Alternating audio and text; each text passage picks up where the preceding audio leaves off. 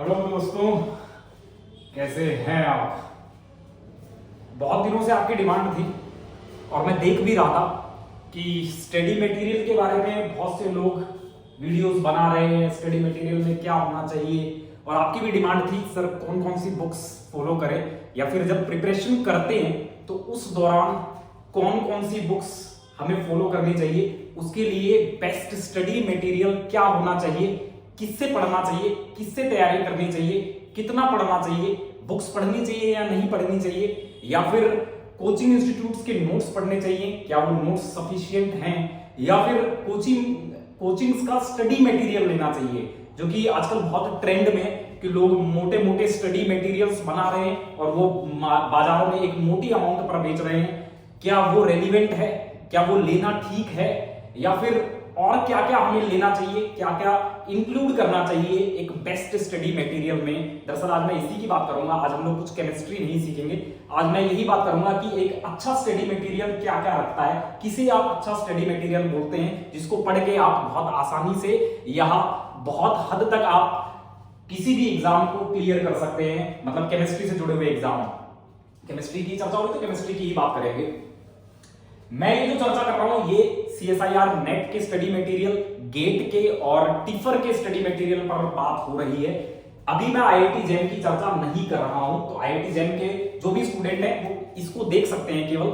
लेकिन हाँ, इसमें से बहुत सी ऐसी बातें जो IIT जैम में भी काम आएंगी, लेकिन कुछ ऐसी बातें भी हैं जो IIT जैम में एक्सक्लूडेड हैं, उसके लिए मैं अलग से सेशन कर दूंगा। अभी हम इन तीनों की सिलसिलेवार तरीके से चर्चा करते हैं कि इन तीनों एग्जाम्स में आप स्टडी मटेरियल कैसा लें, आपके स्टडी मटेरियल में क्या क्या होना चाहिए। तो सबसे पहले अगर मैं देखूं तो नोट्स तो बहुत जरूरी है, क्योंकि इनमें है क्या।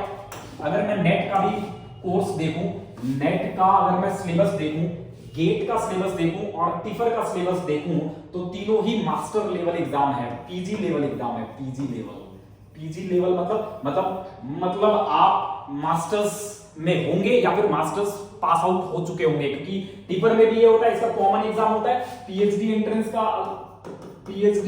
का और इंटीग्रेटेड MSc PhD एक ही कॉमन एग्जाम होता है। तो उसमें जो सिलेबस है वो मास्टर्स के लेवल का ही है। तो तीनों में जो सिलेबस आता है वो मास्टर्स के लेवल का है। और आप जानते हैं IIT जैम में तो केवल आपके बैचलर वाला सिलेबस होता है, BSc UG वाला, लेकिन यहाँ पर मास्टर्स का है। और क्योंकि सिलेबस बहुत ज्यादा है तो फिर ऐसे में पढ़ना भी बहुत ज्यादा होगा। और इसमें एक दिलचस्प बात मैं आपको और बताता हूं दोस्तों, आपने नीट और जेई में खूब देखा है, नीट में भी आपने खूब देखा है, नीट में आपने अभी भी देखा होगा, इस साल तो बहुत ज्यादा चर्चा रही, 720 आउट ऑफ 720, बहुत बार परफेक्ट स्कोर बहुत बार मिलता है, बहुत बार मिलता है। और अगर जेई एडवांस की बात करें, जेई एडवांस तो जेई एडवांस में भी आपने देखा होगा, इसमें भी आपने देखा होगा 360 में से 360 परफेक्ट स्कोर बहुत मिलते हैं, खूब आते हैं ऐसे बच्चे, हर साल आपको 2-4 बच्चे ऐसे मिल जाते हैं। इस बार नीट में तो कमाल ही हो गया।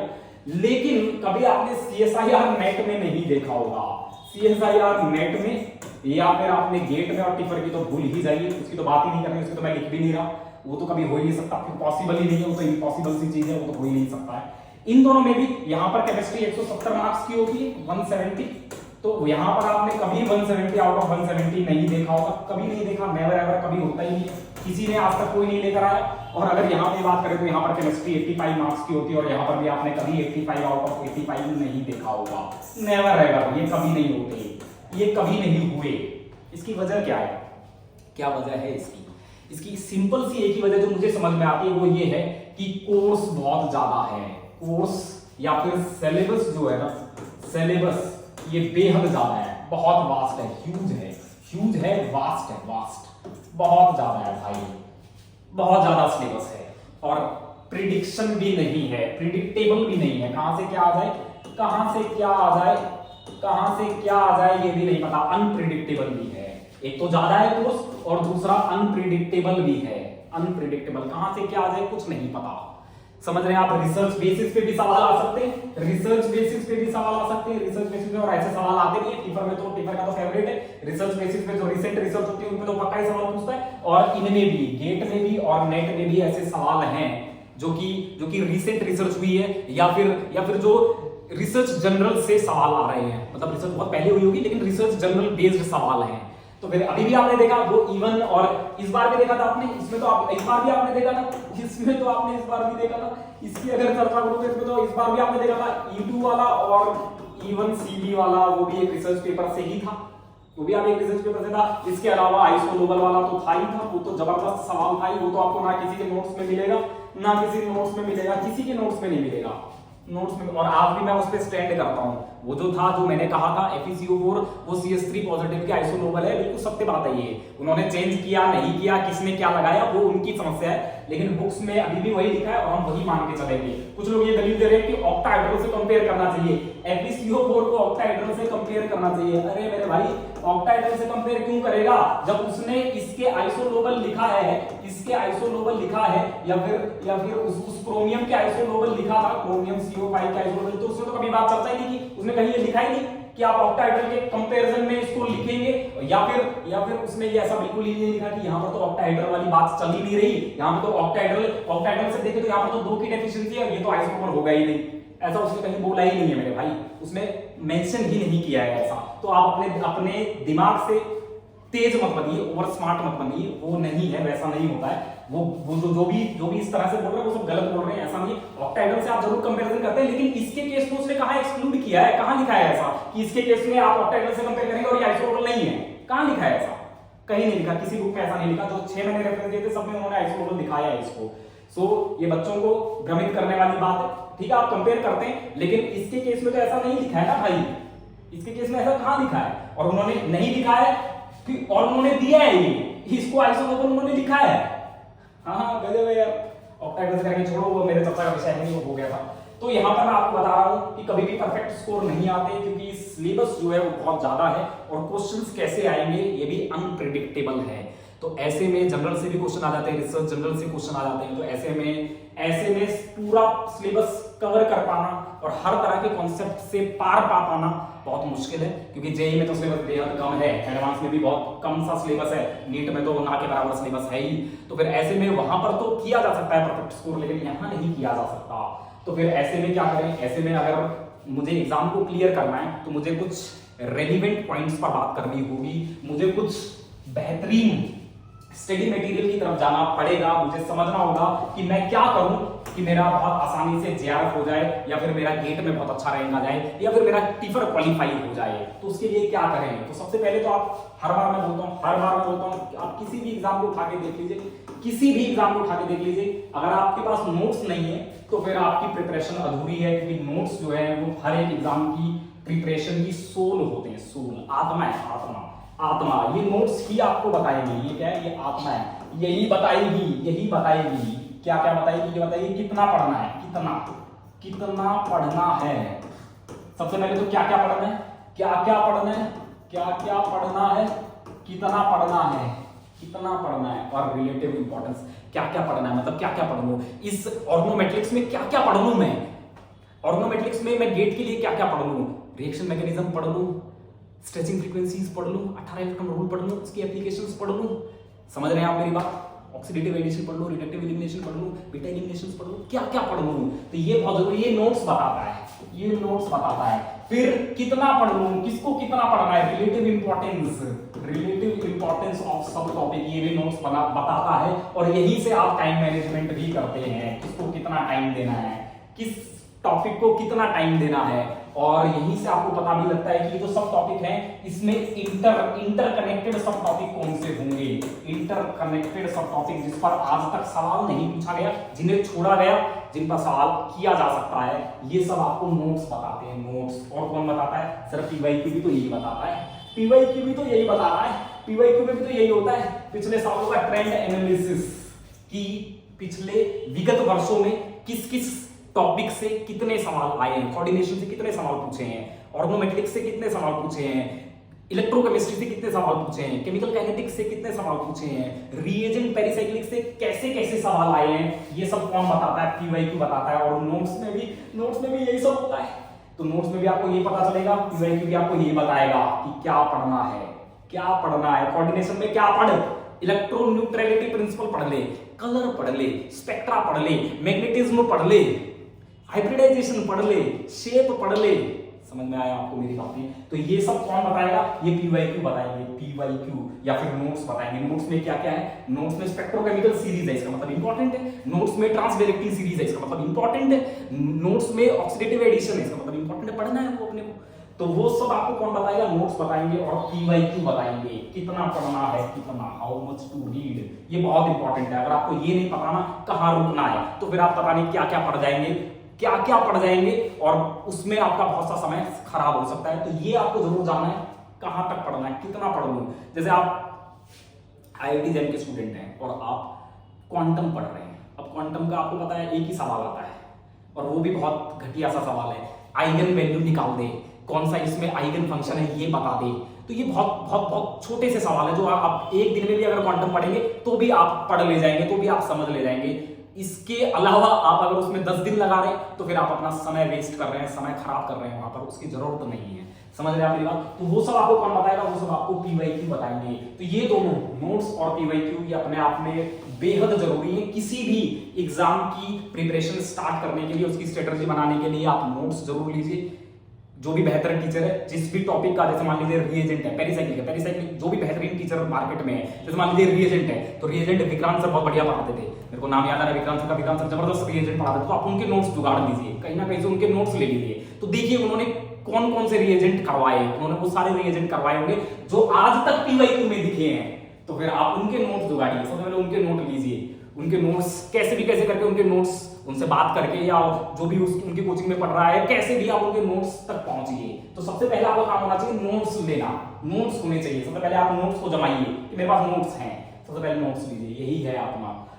उसके बाद बुक्स, ओहो ये बात मैं IIT जैम वालों के लिए नहीं करूंगा, बिल्कुल भी नहीं करूंगा। IIT जैम में नोट्स काफी है अपने आप में, उसमें बुक्स की जरूरत नहीं है। तो जो लोग IIT जैम की प्रिपरेशन कर रहे हैं और बुक्स की तरफ जा रहे हैं, तो भाई बुक्स की तरफ नहीं जाना, कुछ बुक्स की तरफ जाना है। कुछ लिमिटेड बुक्स है, 2-4 बुक्स हैं, उसमें भी कुछ लिमिटेड टॉपिक है, वो मैं बता दूंगा, बस उतना ही पढ़ने, उसके अलावा नहीं पढ़ना। बुक्स में बिल्कुल नहीं कूदना है, क्योंकि बुक्स में अथाह ज्ञान है, उसकी आपको अभी जरूरत नहीं है, वो टेस्ट में नहीं आता, उसकी रिक्वायरमेंट ही नहीं है अभी। तो यहां पर लेकिन CSIR नेट के लिए, गेट के लिए और टिफर के लिए आपको बुक्स पढ़नी ही पढ़नी है, खूब पढ़नी है, इतनी पढ़नी है कि बस कमाल ही कर देना है। जितना आप पढ़ सकते हो उतनी आप बुक्स पढ़ेंगे, जितना आप पढ़ सकते हैं उतना आप बुक्स पढ़ेंगे।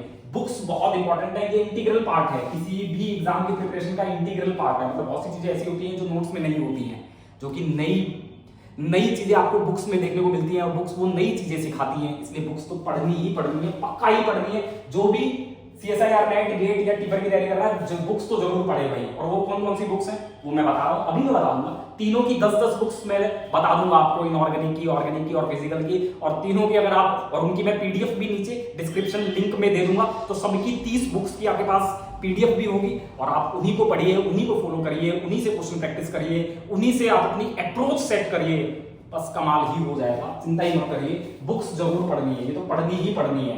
मतलब ये दोनों जरूर हैं, जरूर जरूर जरूर। किसके लिए? CSIR नेट, गेट और टिफर के लिए। ये करना ही करना है, ये तो भाई करना है, अब करना है ये बिल्कुल। अब आप IIT जैम वाले नहीं रहे, अब आप बच्चे नहीं रहे, अब आप UG से PG में आ चुके हैं, आपका दिमाग भी बहुत ज्यादा खुल चुका है, बहुत सी चीजें आप सीख चुके हैं। तो अब आपको बुक्स की तरफ जाना ही है, जाना ही है। किसी भी टीचर पे डिपेंडेंट नहीं होना, किसी भी नोट्स पे डिपेंडेंट नहीं होना है। अब आपको अपने नोट्स को और भरना है बुक से ज्ञान लेकर। समझ गया मेरी बात? बुक्स चाहिए। उसके बाद क्वेश्चन प्रैक्टिस। अब सर सबसे बड़ी समस्या यही आती है, सर क्वेश्चन प्रैक्टिस कहां से करूं, कैसे करूं क्वेश्चन प्रैक्टिस? तो दोस्तों एक बात ध्यान से सुनिएगा, ध्यान से सुनिएगा एक बात। इनऑर्गेनिक केमिस्ट्री है ना, जो इनऑर्गेनिक केमिस्ट्री में आपने बहुत सी कम बुक ऐसी देखेंगी जिनमें इनऑर्गेनिक के सवाल हों। जैसे मैं कोऑर्डिनेशन की बात कर लेता हूँ, कोऑर्डिनेशन की बात कर लेता हूँ, तो इसमें इलेक्ट्रोन्यूट्रलिटी प्रिंसिपल की बात करता हूँ, तो आपको बहुत कम ऐसी बुक दिखेगी जहां पर इलेक्ट्रोन्यूट्रलिटी प्रिंसिपल के बारे में बहुत अच्छे से एक्सप्लेन किया है। 1-2 बुक को छोड़ के चर्चा ही नहीं करता, लेकिन इलेक्ट्रोन्यूट्रलिटी प्रिंसिपल बहुत इंपॉर्टेंट है। अब अगर बुक्स इलेक्ट्रोन्यूट्रलिटी की चर्चा ही नहीं कर रही तो फिर क्वेश्चन प्रैक्टिस कहां से होगी? तो बहुत सी कम ऐसी बुक हैं जहां पर इनऑर्गेनिक के क्वेश्चन प्रैक्टिस है। तो फिर ऐसे में क्या करें? आप क्वेश्चन प्रैक्टिस तो करें, जितने भी अवेलेबल आप क्वेश्चन प्रैक्टिस करें, लेकिन थ्योरी आप जितनी पढ़ सकते हैं, read as much theory as possible. Inorganic में यही एक दूर की कौड़ी है, यही एक सफलता की कुंजी है। अगर आप इनऑर्गेनिक की तैयारी कर रहे हैं, इनऑर्गेनिक केमिस्ट्री पढ़ रहे हैं, तो आप जितनी इनऑर्गेनिक केमिस्ट्री पढ़ सकते हैं, जितनी ज्यादा पढ़ सकते हैं, आप उतनी पढ़िए। खूब पढ़िए, जितना आप इनऑर्गेनिक पढ़ सकते हैं, उसमें केवल पढ़ना है आपको, केवल पढ़ पढ़ के सीखना है, तो जितना आप पढ़ सकते हैं आप उतना पढ़िए, खूब पढ़िए, ठीक है। मैंने बुक्स भी लिखी है, मैं बुक्स बता दूंगा। इनऑर्गेनिक का बस केवल इनऑर्गेनिक का एक ही तोड़ है, इनऑर्गेनिक सीखने का केवल एक ही तरीका है, और वो है जितनी थ्योरी पढ़ी जा सकती है आप उतनी पढ़िए। आया आपको समझ में? फिजिकल केमिस्ट्री में क्या है, फिजिकल केमिस्ट्री का एक ही तोड़ है। फिजिकल केमिस्ट्री में आप जितनी प्रैक्टिस कर सकते हैं, जितनी प्रैक्टिस कर सकते हैं, प्रैक्टिस मतलब इसमें दो तरीके होते हैं, मैंने जैसे किया था मैं वो बता देता हूं। सबसे पहले तो इसमें फॉर्मूले होते हैं, फॉर्मूले। तो आप, मैं सीएसआईआर नेट की बात कर रहा हूं, सीएसआईआर नेट और गेट की और टिफर की बात कर रहा हूं। टिफर में तो खैर उतना ज्यादा लगता नहीं है मामला, लेकिन उसमें तो कॉन्सेप्चुअली बहुत ज्यादा लगता है, कॉन्सेप्चुअली ही लगता है टिफर में, तो इसके अलावा तो कुछ है ही नहीं वहां पर। फॉर्मूले की मैं बात कर रहा हूं, तो फॉर्मूले आप डिराइव करिए, डिराइव आप देखिए कि कैसे कौन सा फॉर्मूला डिराइव हुआ है। जैसे कि हम थर्मोडायनेमिक्स में बहुत से फॉर्मूले, क्लैसिस क्लैपेरियन इक्वेशन और उसका थर्मोडायनेमिक्स से रिलेशन और बहुत कुछ डिराइव करते हैं।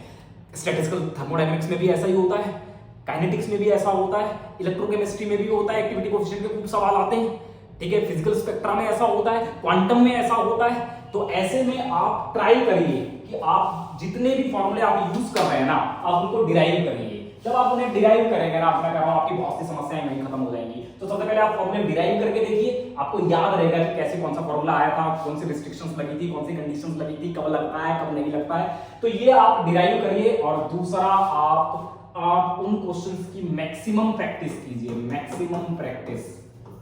फॉर्मूले को डिराइव करें, डिराइव करना सीखें। और दिया ही होता है, हर बुक में दिया होता है, हर बुक में फेज का फॉर्मूला है। कोई भी आप फिजिकल केमिस्ट्री में जितने भी आप टॉपिक देखें, सब में फॉर्मूले दिए हुए हैं और वो डिराइव्ड हुए हैं। आप ट्राई करिए कि आप उन्हें डिराइव करें, और ऐसे में आपके कॉन्सेप्ट बहुत स्ट्रांग हो जाएंगे। और फिर साथ में आप प्रैक्टिस करें जितनी हो सकती है, दबा के प्रैक्टिस करें। इसमें तो आप जितनी प्रैक्टिस कर सकते हैं आप उतनी प्रैक्टिस करें। और तीसरा है ऑर्गेनिक केमिस्ट्री, जितना ज्यादा आप थ्योरी पढ़ सकते हैं आप उतना पढ़ें, और जितना ज्यादा आप क्वेश्चन प्रैक्टिस कर सकते हैं आप उतनी करें। ये ही है इन तीनों को पढ़ने की स्ट्रेटजी। इनऑर्गेनिक में आप जितना भी इनऑर्गेनिक थ्योरी पढ़ सकते हैं आप पढ़िए।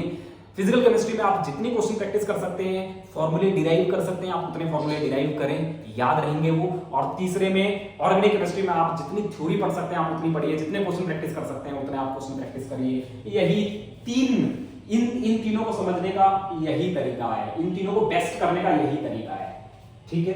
अब चलते हैं आगे बुक्स की तरफ, बुक्स की तरफ आगे चलते हैं। आप नोट कीजिएगा इन बुक्स को, इन बुक्स को आप नोट कर लीजिएगा, इन बुक्स को आप नोट कर लीजिएगा। इसमें एक बुक और जोड़ दीजिए, असीम के दास, असीम के दास। ये बेस्ट बुक है, बहुत कंटेंट है इसमें, बहुत कंटेंट है इसमें। आप इन बुक्स को ऐड कीजिए, इन बुक्स को आप तभी अभी आपके लिए खोल दूंगा इसको। हाँ, तो मैं वही बता रहा था आपको, मैं आपको वही बता रहा था असाइनमेंट और टेस्ट सीरीज के बारे में, असाइनमेंट और टेस्ट सीरीज के बारे में। मैंने आपको बता दिया फिजिकल केमिस्ट्री कैसे करनी है, आपको बहुत प्रैक्टिस करनी है। इसका मतलब आपको खूब असाइनमेंट चाहिए, जबरदस्त असाइनमेंट चाहिए। मतलब जितने असाइनमेंट पॉसिबल है, जितने पॉसिबल असाइनमेंट है वो आपको सारे चाहिए। तो फिर फिजिकल केमिस्ट्री के लिए आप जिस भी कोचिंग इंस्टीट्यूट से जुड़े हैं या फिर नहीं जुड़े हैं कोई दिक्कत नहीं है, लेकिन ग्रुप्स में तो है ना, आप बहुत से ग्रुप्स में होंगे, आपके फ्रेंड होंगे जो कोचिंग ले रहे होंगे, तो आप उनसे असाइनमेंट जुगाड़ लीजिए। उनसे असाइनमेंट के लिए कहिए कि यार मेरे को उस कोचिंग इंस्टीट्यूट का असाइनमेंट दे दे, फिजिकल केमिस्ट्री वाला असाइनमेंट दे दे, मेरे को फिजिकल केमिस्ट्री में क्वांटम का असाइनमेंट चाहिए, फिजिकल स्पेक्ट्रा का असाइनमेंट चाहिए, ग्रुप थ्योरी का असाइनमेंट चाहिए। तो आप असाइनमेंट जितने भी पॉसिबल हो सकते हैं आप उनको लीजिए और उनकी खूब प्रैक्टिस करिए, जबरदस्त प्रैक्टिस करिए। एक तरीका है प्रैक्टिस करने का। दूसरा तरीका क्या है? सर बुक्स, आपने बुक्स बोला ना, बुक्स आपने बोला, तो बुक्स में तो भैया बुक्स में तो कमाल ही होता है। बुक में क्या होता है? थ्योरी भी होती है। पहली बात तो थ्योरी आपकी बहुत स्ट्रांग हो जाती है, कॉन्सेप्चुअली आप बहुत स्ट्रांग हो जाते हैं, कॉन्सेप्चुअली आप बहुत जबरदस्त हो जाते हैं, स्ट्रांग होते हैं, जबरदस्त हो जाते हैं, स्ट्रांग हो जाते हैं। और दूसरा क्या होता है? दूसरा आप अप्रोच सेट हो जाती है, प्रॉब्लम सॉल्विंग अप्रोच आती है, प्रॉब्लम सॉल्विंग अप्रोच सेट हो जाती है, सेट हो जाती है। बुक ये भी तो करती है, ये भी तो करती है। आप बुक्स में जो सॉल्व्ड एग्जांपल है, सॉल्व्ड एग्जांपल यही करेंगे, आपकी अप्रोच सेट करेंगे। और तीसरा आपको प्रैक्टिस क्वेश्चन भी यहाँ मिल जाते हैं और वो जेन्युइन होते हैं प्रैक्टिस क्वेश्चन, जेन्युइन ऑथेंटिक आपको प्रैक्टिस क्वेश्चन मिलते हैं। समझ रहे हैं आप मेरी बात? तो ये आपको कभी भी मिल सकता है, किसी एग्जाम में भी मिल सकता है। मान लीजिए आपने श्राइबर एटकिंस आपने की और वैसा ही सवाल डायरेक्ट कर उसी से आ गया। या अगर आपने क्लेटन की, खूब आते हैं क्लेटन से सवाल, कैरोथर की खूब आते हैं सवाल, समझ रहे हैं आपने। रिएजेंट अभी डिंडा वाली उस बुक से आया, डिंडा वाली बुक से दो सवाल आए हुए हैं, एक पेरिसाइक्लिक का सवाल आया हुआ और एक फोटोकेमिस्ट्री का सवाल आया है, नॉलेज टू टाइप वाले में। तो आप इन बुक्स से आपको इन चीजों का फायदा होगा। थ्योरी आपकी बहुत स्ट्रांग हो जाएगी, जबरदस्त हो जाएगी, कॉन्सेप्चुअली आप बहुत जबरदस्त हो चुके होंगे, प्रॉब्लम सॉल्विंग अप्रोच आपकी सेट हो गई होगी, आपको किस क्वेश्चन को कैसे अप्रोच करना है ये बुक ने सॉल्व्ड एग्जांपल के थ्रू आपको सिखा दिया है। और तीसरा प्रैक्टिस क्वेश्चन आपको खूब मिल जाएंगे वहां पर, और उनकी सॉल्यूशन मैनुअल भी होगी, प्लस इसकी सॉल्यूशन मैनुअल भी होगी, मजा ही आ जाएगा, ओह कमाल ही हो जाएगा। फिर तो आपको जो लोग असाइनमेंट के थ्रू नहीं जा सकते वो इनके थ्रू जा सकते हैं, समझ गए आप ये बात। तो फिर प्रैक्टिस क्वेश्चंस के लिए आप क्या करें, असाइनमेंट ले लें, असाइनमेंट, ठीक है। और दूसरा टेस्ट सीरीज तो लेनी ही लेनी है, ये तो भैया ये तो लेना ही है, ये तो चाहिए ही चाहिए, ये तो बहुत जरूरी है, ये दोनों चीजें बहुत जरूरी है, ये दोनों चीजें बहुत जरूरी है।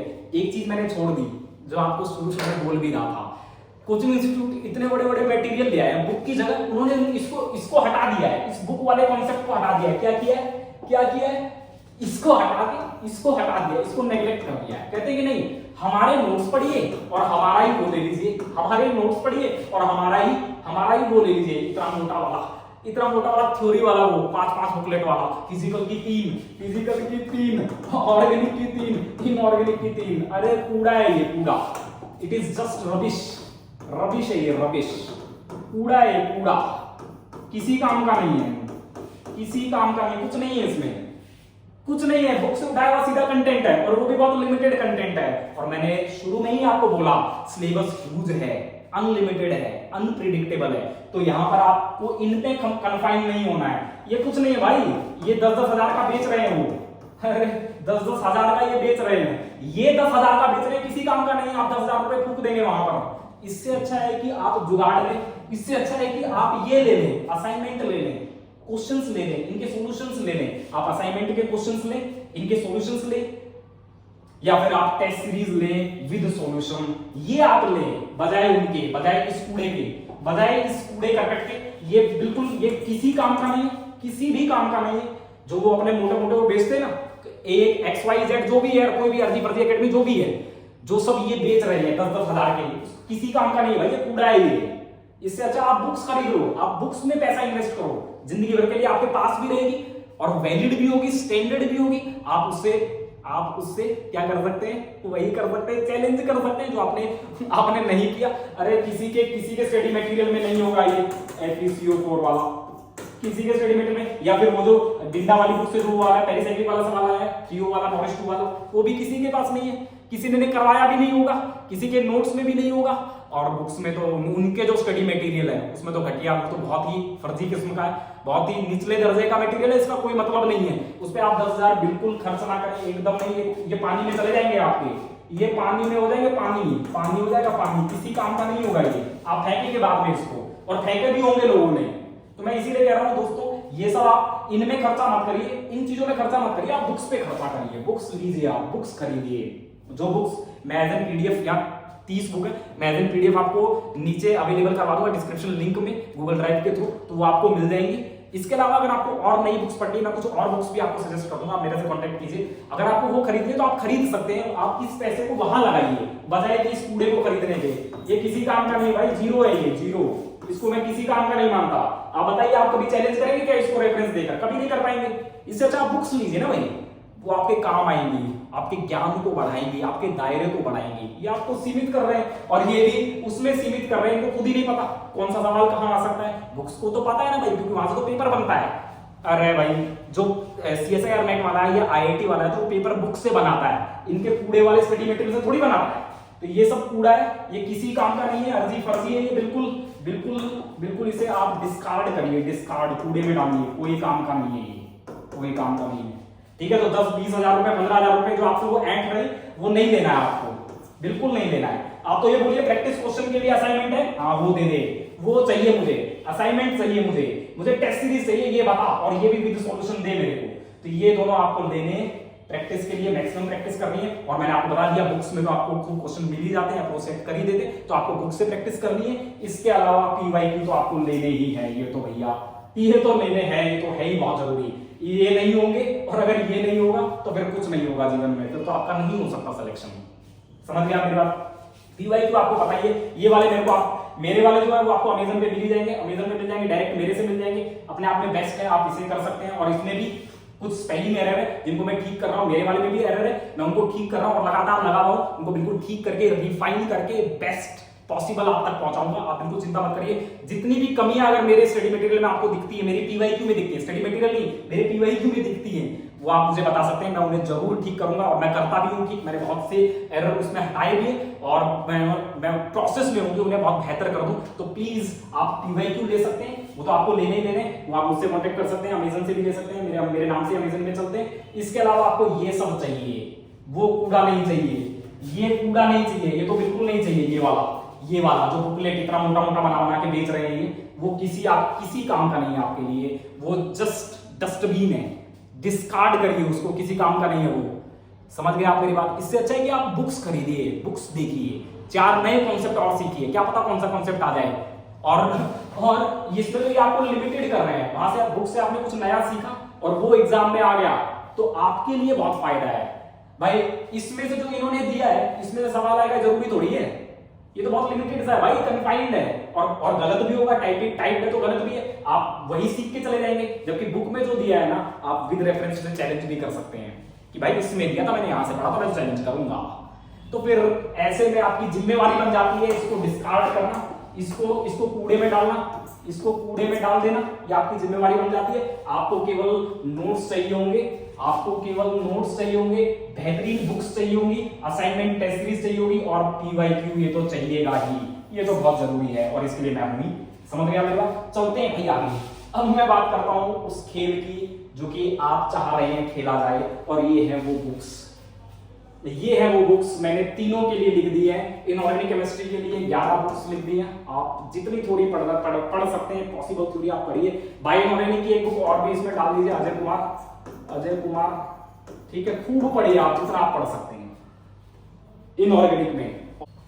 इसके अलावा इनऑर्गेनिक केमिस्ट्री में अगर आप देखें तो फिर यहाँ पर क्लेडन है आपके पास, कैरुथर है आपके पास, जॉफिल है, जेरी मार्च और स्मिथ है, और ये जेरी मार्च और स्मिथ दोनों की आती है, बायोकेमिस्ट्री की भी आती है और ऑर्गेनिक केमिस्ट्री की भी आती है। तो आप जो भी टीफर की तैयारी कर रहे हैं वो बायोकेमिस्ट्री जरूर पढ़ें, जबरदस्त पढ़ें, और इन बुक से आप पढ़ सकते हैं, इस स्मिथ वाली बुक से। और इसके अलावा एमएस चौहान खूब क्वेश्चन प्रैक्टिस के लिए दे रखे हैं, आप खूब इसे फॉलो करिए। इसके अलावा सैंडबर्ग है, सैंडबर्ग से सवाल आता है, इसमें दोनों ही आपकी ए पार्ट बी पार्ट जितना आप पढ़ सकते हैं खूब पढ़िए, पेरिसाइक्लिक रिएजेंट खूब पढ़िए इससे। इसके अलावा देखिए इसमें इस बार सवाल आया भी है, इससे भी सवाल आया है, जो आप ट्रांजिशन स्टेट की बात करते हैं, उसने पूछा ना कि स्टेबल ट्रांजिशन स्टेट कौन सी होगी, जिसमें उसने बताया, उसने उस कॉन्फॉर्मेशन में दिया हुआ है, न्यूमैन प्रोजेक्शन में उसमें दिया हुआ है ना यार, तो वो वाला खेल, और फिशर और न्यूमैन वाले में। इसके अलावा सोलोमन आपको पढ़नी है, सोलोमन भी बहुत बेहतरीन बुक है। इसके अलावा ब्रूस जिसमें आप स्पेक्ट्रोस्कोपी पढ़ सकते हैं, ऑर्गेनिक स्पेक्ट्रोस्कोपी बहुत अच्छा दिया है, आप फॉलो कर सकते हैं।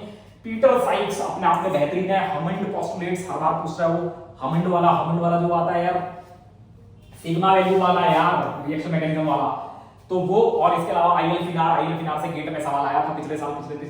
तो ये बहुत बेस्ट बुक है, आप इनकी पीडीएफ लीजिए और इनको खूब फॉलो करिए, इनको पढ़िए, थोड़ी जितनी आप पढ़ सकते हैं, इनसे आप क्वेश्चन प्रैक्टिस कीजिए, मजा आ जाएगा आपको। इसके अलावा फिजिकल केमिस्ट्री में आप KL Kapoor Indian author book है, बहुत लर्नर फ्रेंडली थ्योरी दी हुई है उसमें, और बहुत से क्वेश्चंस दिए हुए हैं प्रैक्टिस करने के लिए, और एज ए सॉल्ड एग्जांपल भी बहुत दिए हैं, तो आप इसे खूब कर सकते हैं, बेहतरीन कर सकते हैं। एंड नरेंद्र अवस्थी ये भी इंडियन ऑथर बहुत अच्छा लिखा है। विपुल मेहता में बहुत थ्योरी है जेई लेवल की, जो कि आपके फाउंडेशन को, बेसिक्स को, एलिमेंट्री को बहुत स्ट्रॉन्ग करेगी। पीएसपी अपने आप में शानदार है, ये तो पता ही आपको, एटकिंस तो भैया करनी ही है, ये तो इससे डायरेक्ट ही सवाल आ जाते हैं, तो ये तो इसका कॉन्सेप्चुअली बहुत जबरदस्त बुक है। इसको करना है लेवाइन स्पेक्ट्रोस्कोपी और क्वांटम के लिए करनी है आपको, एंजल एंड रीड थर्मोडायनेमिक्स के लिए, स्टैटिस्टिकल के लिए करनी है, ग्रुप थ्योरी के लिए करनी है, मॉर्टिमर क्वांटम के लिए करनी है, बहुत अच्छी बुक है मॉर्टिमर भी, जबरदस्त है, मतलब टीफर वाले भी ध्यान से सुने, जबरदस्त है, मॉर्टिमर करनी है आपको। कैस्टेलन कमाल है, और लेटनर 2 तरह की आती है, काइनेटिक्स वाली आती है और फिजिकल केमिस्ट्री वाली आती है, दोनों आप पढ़िए, मजा ही आ जाएगा आपको। इस बार लेटनर से सवाल भी था, वो अमोनिया वाला जो सवाल था, सरफेस वाला अमोनिया वाला जो सवाल था, H2 वाला, इनिवेशन वाला, वो वहीं से था, सो दोस्तों ये है 30 बुक जो कि मैं आपको पीडीएफ फॉर्म में डिस्क्रिप्शन में अवेलेबल करवा दूंगा, आप इन्हें जरूर पढ़िएगा।